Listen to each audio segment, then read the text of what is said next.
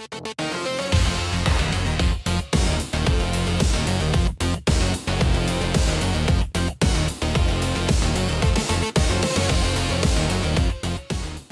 সবচেয়ে সুরক্ষিত মানুষদের একজন ভ্লাদিমির পুতিনকে নিয়ে নানা সময় হত্যা বা হামলার দাবি উঠেছে।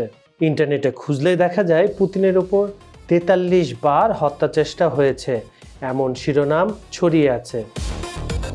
কিন্তু এসব তথ্যের পেছনের সত্যতা, উৎস আর রাজনৈতিক প্রেক্ষাপট খতিয়ে দেখলে যে বিষয়টি স্পষ্ট হয় সেটি হচ্ছে এই পুরো ঘটনাগুলো কিন্তু এতটা সহজ নয়। এতে জড়িয়ে আছে রাজনীতি, নিরাপত্তা, মিডিয়া প্রচার আর মানসিক প্রভাবের জটিল মিশ্রণ। আজকের খবর সংযোগের টপ নিউজে আমরা জানবো এই ৪৩ বার হত্যা চেষ্টার দাবির আসল উৎস কোথায়, কতটা সত্য আর কিভাবে এটি আন্তর্জাতিক রাজনীতি ও মিডিয়ার খেলায় রূপ নিয়েছে।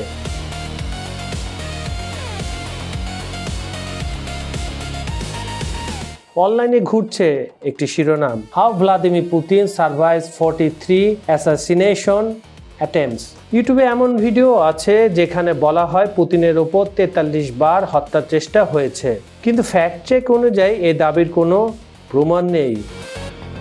নিউজউইক জানিয়েছে বিষয়টি মূলত সোশ্যাল মিডিয়া ও টেলিগ্রাম পোস্ট থেকে ছড়ানো একটি গুজব।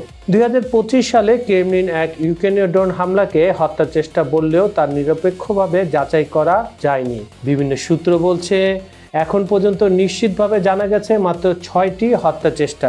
তাই ৪৩ বার কথাটি আসলে অতিরঞ্জিত অনলাইন প্রচারের তৈরি এক বানোয়াট গল্প।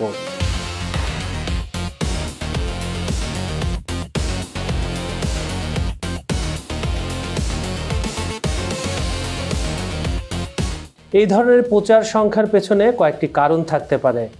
নাম্বার 1, মিডিয়ার আকর্ষণ। বড় বড় সংখ্যা যেমন ৪৩ বার শুনলেই দৃষ্টি কাড়ে, শিরোনাম হয় বেশি জনপ্রিয়, ক্লিক বাড়ে। নাম্বার 2, নিরাপত্তার ভাবমূর্তি। পুতিনের চারপাশে কঠোর নিরাপত্তা আছে, এই গল্প সেই সুরক্ষার যৌক্তিকতা বাড়ায়। অনেক ভিডিওতে বলা হয় তার সিকিউরিটি ৬ স্তরের। নাম্বার 3, রাজনৈতিক উদ্দেশ্য। রাশিয়ার শত্রু অনেক যদি আমরা ধরি, তাহলে চেচেন যোদ্ধা, ইউক্রেন, পশ্চিমা শক্তি, বহু হত্যা চেষ্টার গল্প রুশ জনগণের মধ্যে নেতাপক্ষ সমর্থন আরও জোরদার করে। তারা বারবার বলতে থাকে আমাদের নেতাকে মারা অসম্ভব, তাই তার দেশের মধ্যে এটা প্রচার করা হতে পারে বলে পশ্চিমা মিডিয়ারা দাবি করে থাকে। নাম্বার 4, তথ্যের অভাব। রাশিয়ার নিরাপত্তা ও সরকারি তথ্য খুব সীমিতভাবে প্রকাশিত হয়, তাই গুজব বা অতিরঞ্জিত খবর সহজেই ছড়িয়ে পড়ে। হত্যা চেষ্টার গল্প পুতিনকে ঘিরে এক ধরনের হুমকির পরিবেশ তৈরি করে, যা তার নিরাপত্তা ও ক্ষমতার বৈধতা আরও শক্ত করে।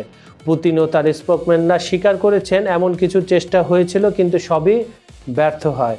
ইউক্রেনের গোয়েন্দা প্রধানও বলেছেন হয়েছিল, তবে সফল হয়নি। ২০২২ সালের পর ইউক্রেন যুদ্ধ বাড়ার সঙ্গে সঙ্গে এসব হামলার গল্প আরও বাড়তে থাকে, যত দিন যায় গল্পগুলো আরও বাড়ে। ২০২৩ সালের মে মাসে মস্কোতে একটি ড্রোন হামলাকে পুতিনের উপর হত্যার চেষ্টা বলা হয়, যদিও তা নিশ্চিত করা যায়নি পরে। মিডিয়ার এই যাচাইহীন তথ্য খুব দ্রুত ছড়ায়। টেলিগ্রাম ও ইউটিউবে পুতিন ৪৩ বার বেঁচে গেছেন এমন ভিডিও ভরে গেছে, কিন্তু নির্ভরযোগ্য প্রমাণ একেবারেই নেই। অনেক সময় এসব গল্প রাজনৈতিক প্রচার বা ইমেজ গঠনের হাতিয়ার হিসাবে ব্যবহার হয়ে থাকে, যেটা আমরা আগে বলেছিলাম। এই পুরো বিষয়টি যদি আমি উপসংহার টানি তাহলে কিভাবে আসবে? তাহলে হবে পুতিনের বিরুদ্ধে একাধিক হামলার দাবি যে আছে, কিন্তু ৪৩ বার কথাটির নির্ভরযোগ্য কোনো প্রমাণ নেই। এ ধরনের প্রচার আসলে দেখায় রাশিয়ার নিরাপত্তা ব্যবস্থা কতটা শক্ত এবং একসঙ্গে মিডিয়া কিভাবে তথ্যকে অতিরঞ্জিত করে তার একটি প্রমাণ। এই গল্প রাজনৈতিকভাবে কাজে লাগে, নেতাকে অপরাজেয় ও চির সতর্ক হিসাবে একটা সিম্বল হিসেবে তুলে ধরা হয়। তাই তথ্য যাচাই না করে এমন সংখ্যা বিশ্বাস করা ঠিক না। আমাদের মনে রাখা উচিত, কোনো চমক লাগানো খবর দেখলে আগে ভাবতে হবে এটা সত্যি কিনা এবং কোথা থেকে এসেছে, এর সোর্সটা কি। সোর্স যদি শক্ত থাকে তাহলে আরও যাচাই বাছাই করে এটা সত্যতা প্রমাণ পাওয়া যায়, অন্যথায় একেবারেই এ ধরনের খবর বিশ্বাস করা ঠিক হবে না। সুপ্রিয় দর্শক, খবর সংযোগের টপ নিউজ আপনাদের কেমন লাগছে আমাদের জানাবেন। আমাদের ভিডিওগুলো লাইক, কমেন্ট ও শেয়ার করবেন। আমাদের চ্যানেলটি সাবস্ক্রাইব করে রাখুন। আজ এখানে বিদায় নিচ্ছি। আগামীকাল আমি কাজল হায়দার আবার হাজির হব আপনাদের সামনে নতুন কোনো টপিক নিয়ে। ভালো থাকবেন, সুস্থ থাকবেন, ধন্যবাদ সবাইকে।